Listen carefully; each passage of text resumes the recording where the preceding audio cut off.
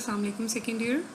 In last lecture, we have studied about the traditional file approach and the problems that occurs in traditional file system or file processing system.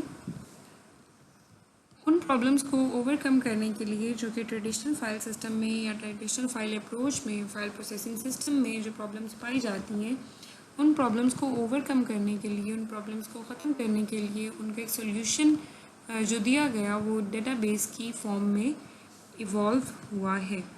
अब database क्या होती है, इस lecture में हम लोग आगे डेटाबेस के बारे में आगे फर्दर डिटेल में डिस्कस करते हैं। Database is a collection of logically related data sets और फाइल्स। मल्टीपल फाइल्स को कलेक्ट करके या multiple logically related data sets को कलेक्ट करके, मल्टीपल फाइल्स को कलेक्ट करके जो एक कलेक्शन बनाई गई उसको डेटाबेस कहा जाता है। लॉजिकली रिलेटेड डेटा सेट्स कौन कौन से हो सकते हैं? फॉर एग्जांपल किसी भी एक चीज़ से रिलेटेड, किसी भी पर्टिकुलर किसी एक चीज़ से रिलेटेड जो डेटा सेट्स मेंटेन्ड होते हैं, उन डेटा सेट्स को आपस में कंबाइन करके एक सिंगल कलेक्शन में उनको स्टोर कर दिया जाता है and that collection is called database. Database में मुख्तलिफ फाइल्स मौजूद हो सकती हैं, मुख्तलिफ तरह की फ़ाइल्स मौजूद हो सकती हैं। डेटाबेस में किसी एक चीज़ से रिलेटेड आगे फर्दर डिफरेंट टाइप का डाटा स्टोर किया जा सकता है, उसमें डिफरेंट टाइप की इंफॉर्मेशन को स्टोर किया जा सकता है। डिफरेंट फाइल्स में डिफरेंट इंफॉर्मेशंस जो किसी भी एक पर्टिकुलर ऑब्जेक्ट से रिलेटेड स्टोर की जा सकती हैं। फॉर एग्जाम्पल, कॉलेज में have separate files such as students personal data, students' marks, students' attendance. Student database of college will consist of the records from all of these files. For example, आपके college में multiple separate files stored हैं, जिन files में आपके जो college का computer है उसमें multiple files stored हैं। फाइल्स कौन कौन सी हो सकती हैं? स्टूडेंट से रिलेटेड जो फाइल्स मौजूद हो सकती हैं उसमें स्टूडेंट का पर्सनल डेटा हो सकता है। फॉर एग्जाम्पल, उस फाइल में जो स्टूडेंट्स पर्सनल डेटा की फ़ाइल होगी उसमें स्टूडेंट का पर्सनल डेटा होगा, उसका नाम होगा, उसका रोल नंबर होगा, उसके कॉन्टेक्ट नंबर होगा, उसका एड्रेस होगा, तो उसका पर्सनल डेटा स्टूडेंट का स्टोर किया जा रहा होगा। इसके अलावा स्टूडेंट के मार्क्स की फ़ाइल्स एक सेपरेट हो सकती है जिसमें स्टूडेंट के तमाम ओवरऑल पूरे सेशन में जितने भी मार्क्स आते रहे हैं, जितने टेस्ट में जो मार्क्स स्टूडेंट्स के आते रहे हैं, उनसे रिलेटेड एक सेपरेट फ़ाइल मेंटेन हो सकती है। स्टूडेंट्स की अटेंडेंस की एक सेपरेट फ़ाइल मेंटेन हो सकती है। तो मल्टीपल फाइल स्टूडेंट से रिलेटेड स्टोर्ड हो सकती हैं। उन तमाम फाइल्स को कंबाइन करके उनकी कलेक्शन को एक सिंगल डेटाबेस कंसीडर किया जा रहा होता है, एक सिंगल डेटाबेस में उनको स्टोर किया जा रहा होता है। और वो जो डेटाबेस होगी वो एक पर्टिकुलर डेटाबेस स्टूडेंट से रिलेटेड क्रिएट की जा रही होगी, जिसमें तमाम फाइल्स जो भी मौजूद होंगी वो लॉजिकली रिलेटेड होंगी। लॉजिकली रिलेटेड का क्या मतलब है कि वो आपस में किसी एक चीज़ के बारे में इंफॉर्मेशन कंटेन किए हुए होंगी। For example, students personal data file, students marks files, students attendance files, ये तमाम फाइल्स किस चीज़ के बारे में इंफॉर्मेशन रखती हैं? स्टूडेंट से रिलेटेड इंफॉर्मेशन इन तमाम फाइल्स में स्टोर्ड है। तो इन तमाम फाइल्स को आपस में कंबाइन करके, गैदर करके डेटाबेस में स्टोर किया जा रहा होता है। फैसिलिटीज़, डेटाबेस में क्या क्या फैसिलिटीज़ प्रोवाइड की जाती हैं जो कि फ़ाइल प्रोसेसिंग सिस्टम में या फाइल्स में जो कि सेपरेट फाइल्स अगर स्टोर्ड हों तो उन फाइल्स में वो फैसिलिटीज़ अगर सेपरेट, हर फाइल सेपरेटली स्टोर्ड हो तो वो फैसिलिटीज़ हम अचीव नहीं कर सकते जो कि हम डेटाबेस के थ्रू अचीव कर सकते हैं। Adding new files to database, कोई भी न्यू फाइल अगर आप ऐड करना चाहते हैं डेटाबेस में तो आप इजीली ऐड कर सकते हैं। फॉर एग्जांपल, स्टूडेंट्स के डिग्री से रिलेटेड जो भी है, स्टूडेंट्स के सर्टिफिकेट से रिलेटेड इन्फॉर्मेशन अगर आप स्टूडेंट्स की डेटाबेस में स्टोर करना चाहते हैं तो आप इजीली वो फाइल उसमें एंटर कर सकते हैं, ऐड कर सकते हैं। Inserting new data in existing files, जो पहले से डेटा मौजूद होता है उसमें आप न्यू डेटा इंसर्ट कर सकते हैं। फॉर एग्जांपल, अगर आपके पास स्टूडेंट्स की पर्सनल डेटा मौजूद है तो उसमें अगर आप कोई new information, for example students का ईमेल एड्रेस एंटर करना चाहते हैं तो वो आप इजीली उन फाइल्स में एंटर कर सकते हैं। Retrieving data from existing files, जो पहले से फाइल्स मौजूद हैं उनसे डेटा फेच किया जा सकता है, इजीली डेटा गैदर किया जा सकता है, कलेक्ट किया जा सकता है। पहले से मौजूद फाइल्स में से डेटा को अपडेट भी किया जा सकता है, इजीली अपडेट किया जा सकता है। और डेटाबेस में अपडेट का क्या फ़ायदा होगा कि अगर आप किसी एक फ़ाइल में भी कुछ चीज़ें अपडेट करते हैं, कोई भी चीज़ अपडेट करते हैं तो उससे रिलेटेड इन्फॉर्मेशन अगर किसी दूसरी फाइल में स्टोर्ड होगी तो उसको भी ऑटोमेटिकली ही अपडेट कर दिया जाएगा। और आप अपडेटिंग के साथ साथ डेटा को डिलीट भी कर सकते हैं एग्जिस्टिंग फाइल्स में से। और फाइनली आप डेटाबेस में अगर चाहें तो एग्जिस्टिंग फाइल्स को रिमूव भी कर सकते हैं, फाइल्स इटसेल्फ भी डिलीट की जा सकती हैं। ये मल्टीपल फैसिलिटीज़ हैं जो कि डेटाबेस हमें प्रोवाइड कर रही होती है। Database system, collection of data as well as programs required to manage that data is called a database system. Simply अगर लार्जर सेट्स ऑफ डाटा की बात की जाए, अगर लार्जर डाटा सेट्स को कंबाइन कर दिया जाए तो वो डेटाबेस कहला रहे होते हैं। और डाटा के साथ साथ जो प्रोग्राम्स मैनेज किए जाते हैं, जो प्रोग्राम्स डाटा को मैनेज कर रहे होते हैं, डेटाबेस को मैनेज कर रहे होते हैं, उनकी कलेक्शन को, यानी डेटाबेस सिस्टम में डाटा को और प्रोग्राम्स को, कौन से प्रोग्राम्स जो कि डाटा को मैनेज कर रहे होते हैं, कंट्रोल कर रहे होते हैं, ऐसे तमाम प्रोग्राम्स और डाटा की कलेक्शन को आप डेटाबेस सिस्टम बोल रहे होते हैं। It is a computerised record keeping system. Records को मेंटेन करने के लिए, फाइल्स को स्टोर करने के लिए, एफिशिएंटली रिकॉर्ड्स को मेंटेन करने के लिए कंप्यूटराइज्ड सिस्टम जो यूज़ किया जा रहा होता है, that is called the database system. और ये इसमें कौन कौन सी चीज़ें इंक्लूडेड होती हैं?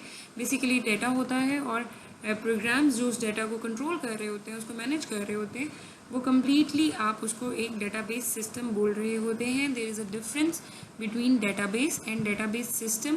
तो आपने इन दोनों को कंफ्यूज नहीं करना।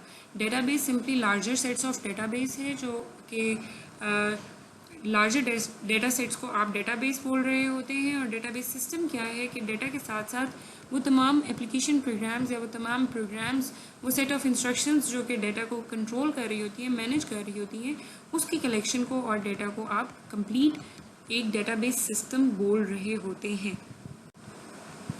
Components of database system, database systems के मल्टीपल कंपोनेंट्स पाए जाते हैं, यानी जिन कंपोनेंट से मिलके, जिन इंग्रेडिएंट्स से मिलके डेटाबेस सिस्टम बन रहा होते हैं, वो आपके सामने मेंशन्ड है। Data, hardware, software and personal. सबसे पहले डेटा, बेसिक जो डेटाबेस सिस्टम का जो मोस्ट बेसिक कंपोनेंट है वो डेटा है। अंडरस्टूड सी बात है, अगर आपके पास डाटा ही मौजूद नहीं होगा, अगर आपके पास डाटा अवेलेबल नहीं होगा, तो आप डेटाबेस सिस्टम को मेंटेन तो करना दूर की बात है, आप उसे क्रिएट भी नहीं कर सकते। तो डेटाबेस सिस्टम को मेंटेन करने के लिए, डेटाबेस सिस्टम क्रिएट करने के लिए इवन आपको डाटा की ज़रूरत होती है। जिस चीज़ से भी रिलेटेड आप डेटाबेस क्रिएट करना चाहते हैं, उस चीज़ से रिलेटेड, उस ऑब्जेक्ट से रिलेटेड डाटा मौजूद होना ज़रूरी है। तो डाटा मोस्ट इम्पॉर्टेंट कंपोनेंट है डेटाबेस सिस्टम्स का। Then the hardware, all of the physical components of a computer system is called hardware. यानी अगर आप किसी भी चीज़, कोई भी फिजिकल कंपोनेंट कंप्यूटर सिस्टम का जिसको आप जो टेंजिबल हो, जिसको आप टच कर सकते हो, वो हार्डवेयर कहला रहा होता है। वो हार्डवेयर की मल्टीपल टाइप्स हैं जो कि यूज़ हो रही होती हैं। For example, secondary storage devices होती हैं, वो भी हार्डवेयर में आ रही होती हैं। इनपुट आउटपुट डिवाइसेस जितनी भी मौजूद होती हैं कंप्यूटर सिस्टम में, उन तमाम को आप हार्डवेयर ही कह रहे होते हैं। तो कोई भी टेंजिबल चीज़, कोई भी फिजिकल अपीयरेंस वाली चीज़ जिसको आप टच कर सकते हैं, कंप्यूटर सिस्टम की कोई भी ऐसी चीज़ जिसको आप फिजिकली टच कर सकते हैं, कोई भी फिजिकल कंपोनेंट, उसको आप हार्डवेयर बोल रहे होते हैं। Software is basically a collection of programs used by a computer within a database system. Database system में कोई भी ऐसा set of programs, कोई भी ऐसे set of instructions, कोई भी set of programs, multiple programs का जो collection होती है, जिसके थ्रू आप database system को manage कर रहे होते हैं, completely उसको control कर रहे होते हैं, वो basically software कहला रहा होता है। डेटाबेस सिस्टम, ये कंपोनेंट्स जो मैं डिफाइन कर रही हूँ, ये पर्टिकुलरली डेटाबेस सिस्टम को ही माइंड में रखते हुए मैं आप लोगों को बता रही हूँ। सॉफ्टवेयर मल्टीपल टाइप्स के हो सकते हैं डेटाबेस सिस्टम में जो यूज़ हो रहे होते हैं, वो कौन कौन से इन्वॉल्व, जो कि डेटाबेस सिस्टम्स को या डेटाबेसेस को मेंटेन करने के लिए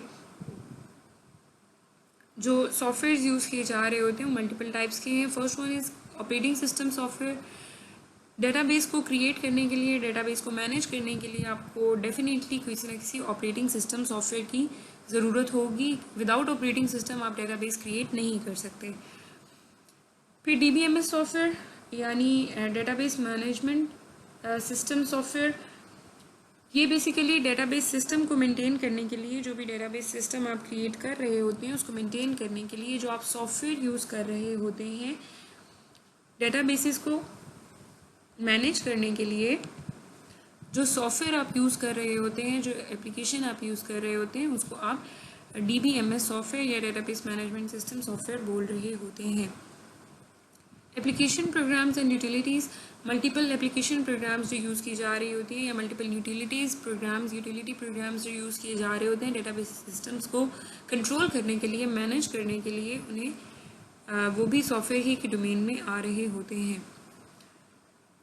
then the last component of database system is personals basically क्या होते हैं कि कोई भी पर्सनस जो कि इन्वॉल्व होते हैं डेटाबेस सिस्टम के साथ, जो भी इंटरेक्ट कर रहे होते हैं, कोई भी लोग जो डेटाबेस सिस्टम्स के साथ इंटरेक्ट कर रहे होते हैं किसी भी तरह से, ईदर डायरेक्टली और इनडायरेक्टली, जो कोई भी डेटाबेस सिस्टम्स के साथ इंटरेक्ट कर रहा होता है उनको पर्सनल्स बोल रहे होते हैं। इसकी भी फर्दर टाइप्स आगे पाई जाती हैं, database administrators, application programmers and finally the end users. Database administrators कौन से लोग होते हैं? वो तमाम लोग जो कि डेटाबेस को ओवरऑल कंट्रोल कर रहे हों, उन्हें डेटाबेस एडमिनिस्ट्रेटर बोला जाता है। यानी कंप्लीट डेटाबेस को कंट्रोल करने के लिए, कंप्लीट डेटाबेस को मैनेज करने के लिए जो लोग हायर किए जाते हैं उनको डेटाबेस एडमिनिस्ट्रेटर्स या DBAs बोला जा रहा होता है। इसके बरक्स वो लोग जो कि ऐसे प्रोग्राम्स राइट डाउन कर रहे हों, ऐसे सॉफ्टवेयर्स राइट डाउन कर रहे हों जिनको यूज़ करते हुए ऐसे एप्लीकेशंस बना रहे हों जिनको यूज़ करते हुए डेटाबेस सिस्टम को मेंटेन किया जा सकता है, उन तमाम लोगों को एप्लीकेशन प्रोग्रामर्स बोल रहे होते हैं। और फिर फाइनली एंड यूज़र्स, वो तमाम लोग जिन्होंने डेटाबेस सिस्टम्स को यूज़ करना होता है, किसी भी तरह से डेटाबेस को यूज़ कर रहे हों, मल्टीपल एप्लीकेशन प्रोग्राम्स को यूज़ करते हुए जो डेटाबेस को यूज़ कर रहे हों, डेटाबेस से कोई भी टास्क परफॉर्म कर रहे हों, उन तमाम लोगों को एंड यूज़र्स बोला जाता है। So this was all about the database systems and database. If you have any questions regarding this lecture, then you may ask in the comment section below. Thank you, Hafiz.